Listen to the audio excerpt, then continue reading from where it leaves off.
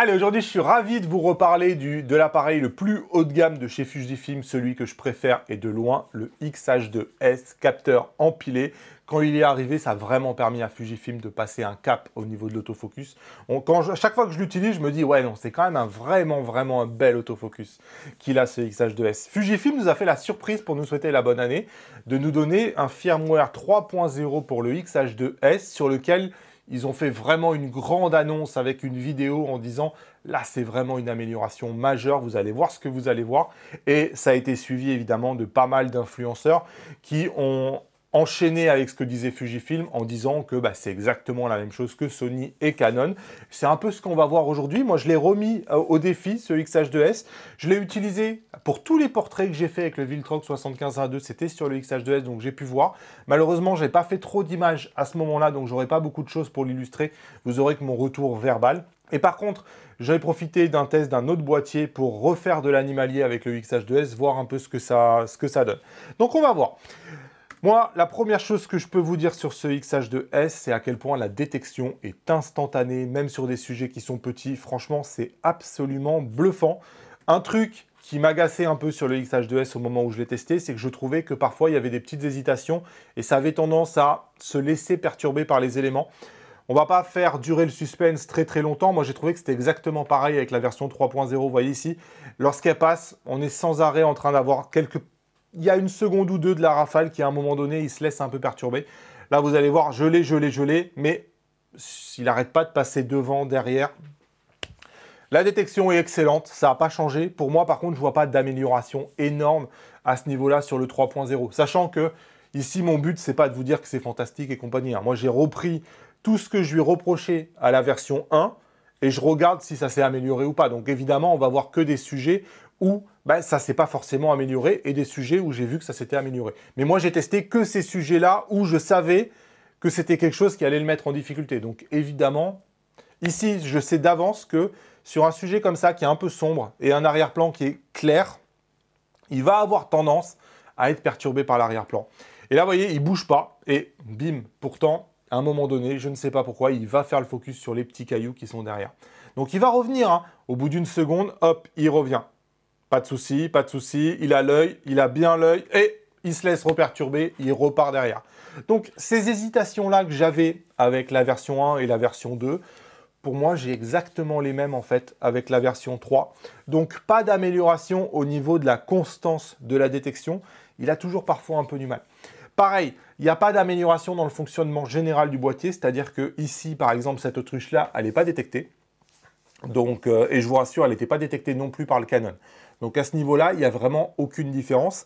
C'est probablement quelque chose qui est difficile à détecter. Donc voilà, il ne détecte pas les animaux. Le problème, c'est que sur Fuji, si un sujet n'est pas détecté, vous êtes un peu sans rien en fait. C'est-à-dire que la manière dont le système autofocus est fait, vous êtes obligé de passer en collimateur suivi. Mais le collimateur suivi, il est d'une taille unique. Moi, je le trouve assez inutilisable, ce collimateur-là. Et cette taille unique-là, vous voyez, là, par exemple, elle est beaucoup trop grande pour suivre cette autruche et je ne sais pas où le mettre. J'essaye d'accrocher la tête, mais à aucun moment, il veut accrocher la tête. Il est sans arrêt en train de partir derrière. Il ne comprend pas. La tête, elle est trop petite par rapport au carré énorme que Fujifilm m'impose. Et là, vous voyez, j'essaye de le suivre. Vous voyez, je change de collimateur. J'essaye de me mettre sur le noir et sur le blanc parce que je me dis c'est un endroit de contraste et probablement qu'il va arriver à suivre ça. Et malgré tout, il se fait piéger ici par l'arbre. Donc, ça ressemble un peu à ce que j'avais en V1 et en V2. Autre exemple sur ce canard, et là le canard, pas de chance. En plus, je l'ai fait avec le Canon en même temps, donc je vais pouvoir voir la différence. Et vous voyez ici, au niveau de la détection du Fuji, il ne trouve pas vraiment le canard. Il nous met un carré, il pense qu'il y a un sujet à cet endroit-là. Mais vous voyez, il ne sait pas. Et là, il dérive. Il a perdu le canard, il est parti sur l'eau. Et encore une fois, en fait, il est perturbé sur les zones de contraste. Donc le contraste, vous voyez, c'est justement ces zones blanches avec ces zones noires. Il s'est fait piéger par ça. Et là, il a perdu clairement le canard. Donc là, je le récupère. Mais vous allez voir qu'il va être perturbé par tous les branches qui sont devant. Ça va être un peu plus compliqué. Alors que je suis allé jouer dans la F configurable. Je suis allé lui dire d'attendre un peu plus et compagnie. Un peu compliqué. Là, je vous montre comment ça se passe sur le Canon. Ici, c'est le R8 que j'étais en train de tester en même temps. Vous voyez, il va trouver mon canard tout de suite. Il sait où est la tête de mon canard. Il sait où sont les yeux de mon canard. Il n'est pas perturbé par les zones de contraste. il n'est pas perturbé quand il va passer derrière des plantes. Il n'est pas perturbé en fait par tout ça. Il va continuer à le suivre. Et ça, c'est vraiment aujourd'hui ce qui me semble faire la différence un peu entre les deux. La détection est quand même un peu meilleure sur du Canon ou sur du Sony. Un truc que je vous avais montré dans le test du firmware 2.0 et que j'ai voulu retester justement ici, c'est que quand je faisais un suivi d'oiseaux, waouh, c'était difficile. C'était difficile le changement d'exposition. Et de manière générale, j'arrivais pas à accrocher l'oiseau, mais jamais. Il ne voyait pas l'oiseau. Et j'y arrivais pas. Donc c'était quelque chose qui clairement me posait véritablement difficulté. J'ai refait la même scène au même endroit avec la version 3 du firmware. Et là, bah, vous allez voir tout de suite la différence. Hein. L'oiseau, il est passé dessus, il repasse dessous. Aucun problème.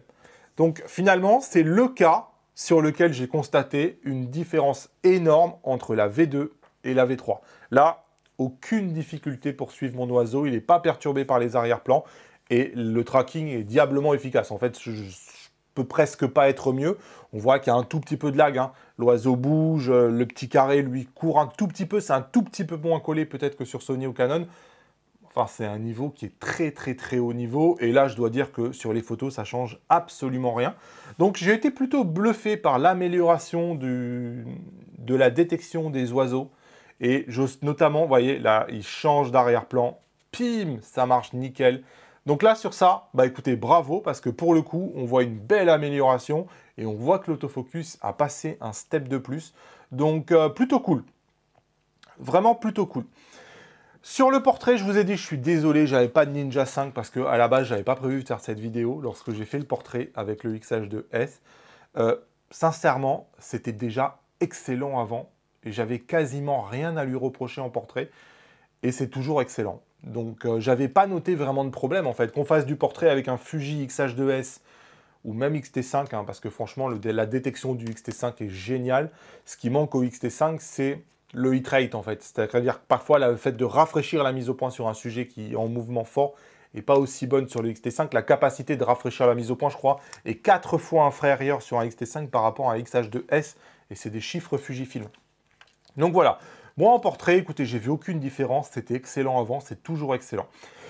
Sur les hésitations, aussi bien en photo qu'en vidéo, moi, je vois toujours pas mal d'hésitations, notamment dans ces conditions particulières, hein, où l'arrière-plan est lumineux, où vous avez du contraste. C'est sûr que si vous êtes dans une condition qui pose de problème, qui posait probablement pas de problème en V1 ou en V2, bah, vous n'avez pas de problème en V3, il n'y a pas de... Il n'y a pas de doute. Donc, c'est une belle amélioration, mais c'est pas du tout où j'attendais Fujifilm, en fait, parce que quelque part, ils viennent améliorer la détection qui était déjà excellente, le tracking qui était déjà de très très haut niveau. Ils l'ont amélioré un peu. On l'a vu avec les oiseaux et ça, c'est génial. Mais c'est vrai que moi, personnellement, les trucs que j'attendais sur cette version 3 et que j'ai pas, ben, malheureusement, c'est par exemple le fait, quand je viens régler ici la vitesse d'obturation minimale, ben, je suis toujours limité à 1/500e. Et ça, je vous le dis direct, ça me rend fou. Sur le XT5, je ne suis plus limité à 1/500e. Vous voyez, sur le XT5, quand je peux mettre 1/8 millième de seconde. Voilà, 1/8 millième de seconde sur le XT5. Ça, ils me font une version 3 sur le XH2S et ils ne mettent pas ça. Alors qu'en photo, c'est peut-être un des trucs, moi, qui revient le plus. Avec tous les gens avec qui je parle, c'est un des trucs qui revient le plus. Ils n'ont pas mis sur la V3. Donc, clairement, un peu déçu. Ensuite, ce que je voulais vous montrer, parce qu'on parle de est-ce que Fujifilm est au même niveau que Sony et Canon, intrinsèquement, aujourd'hui, le système, la manière dont est fait l'autofocus, on ne peut pas être au même niveau. Vous voyez ici, sur le Fuji, quand je change les zones ici, si je me mets en zone ou si je me mets en point unique, je n'ai pas de tracking. C'est-à-dire que sur le suivi, je vais avoir un suivi uniquement si je me mets dans le type de collimateur suivi. Et quand je me mets dans le type de collimateur suivi, j'ai qu'une seule taille de collimateur. C'est-à-dire que si mon sujet, j'arrive pas, et c'est pas opportun d'avoir cette taille de collimateur-là, ben, ça ne va pas marcher. Typiquement ici, je suis en photo, ben, je ne vais pas avoir de problème. Par exemple, si je veux ici suivre le petit XT5, hop, j'ai aucune difficulté, ça le suit nickel, exactement comme le ferait un Sony ou un Canon. Le problème, c'est que si par exemple je veux mettre un oiseau dans ce petit carré-là, waouh, ou un animal qui ne reconnaît pas, ça va être chaud parce qu'il est tout petit ce carré. Moi, si j'ai envie de suivre quelque chose qui se retrouve dans cette zone-là, ben, je ne vais pas pouvoir. Donc, en termes d'autofocus, ça va être un peu plus compliqué. Et là, je suis en photo parce que si je passe en vidéo, là, c'est le drame absolu. Parce que là, en vidéo, ben, on perd tout simplement le collimateur suivi. On a le choix entre multi et AF zone. C'est-à-dire que le seul collimateur que j'ai, c'est cette zone-là. Et cette zone-là n'a pas de tracking. C'est-à-dire qu'en vidéo, là maintenant, tout de suite, si je veux suivre le XT5 qui est sur l'écran de devant, ben, je ne peux pas. Je n'ai aucun moyen de le faire. Et ça, c'est un manque immense sur le Fuji que tant qu'on ne l'aura pas, on ne pourra jamais dire qu'on est au même niveau qu'un Sony ou qu'un Canon. Donc, le Fuji, je maintiens que le X-H2S est de loin mon appareil avec l'autofocus. C'est largement l'autofocus que je préfère aujourd'hui chez Fujifilm. Je trouve qu'il y a un fossé même entre le X-H2S et le X-T5 ou le X-H2. C'est un boîtier qui est dingue, clairement. Si j'étais chez Fujifilm, unique marque, X-H2S, il n'y a aucune question à se poser. C'est vraiment un boîtier qui est ultra performant, qui a amené Fujifilm à un autofocus qu'ils n'avaient pas avant. Là, on a vu la différence d'arriver à suivre le sujet, même quand l'arrière-plan change et quand l'arrière-plan est chargé. Ce n'est pas une petite différence, c'est quelque chose qui est très difficile à faire. Pour autant, Fujifilm doit faire évoluer son système autofocus. On doit pouvoir avoir, comme chez Canon, n'importe quelle taille de collimateur qui peut être suivi. On doit pouvoir avoir une vitesse d'obturation minimale qu'on peut monter à 1/8 millième. On doit pouvoir avoir un suivi d'objets, un suivi de motifs en fait, en vidéo. Et on va pas bouder notre plaisir, des mises à jour majeures comme ça faisait longtemps que Fujifilm n'en avait pas fait. Donc là, il nous montre qu'on est sur des composants qui sont là pour 2 ou 3 ans, sur lesquels ils travaillent, sur lesquels on va avoir des mises à jour. Peut-être que ce X-H2S, il va finir en V5 quand il aura terminé dans 2 ans. Donc il y a encore, ça va arriver, je pense. Donc c'est plutôt cool et je doute pas aussi que le X-T5 et que le X-H2 vont profiter de ces mises à jour-là. Donc c'est cool. On sait que quand on va investir dans ces matos-là, Fujifilm va les faire évoluer un peu plus que ce qu'ils avaient fait dans les dernières générations. Donc ça, c'est bien joué Fujifilm. Allez, on n'oublie pas de s'abonner. Le guide ici pour les masterclass. Et moi, je vous dis à bientôt dans une nouvelle vidéo. Salut!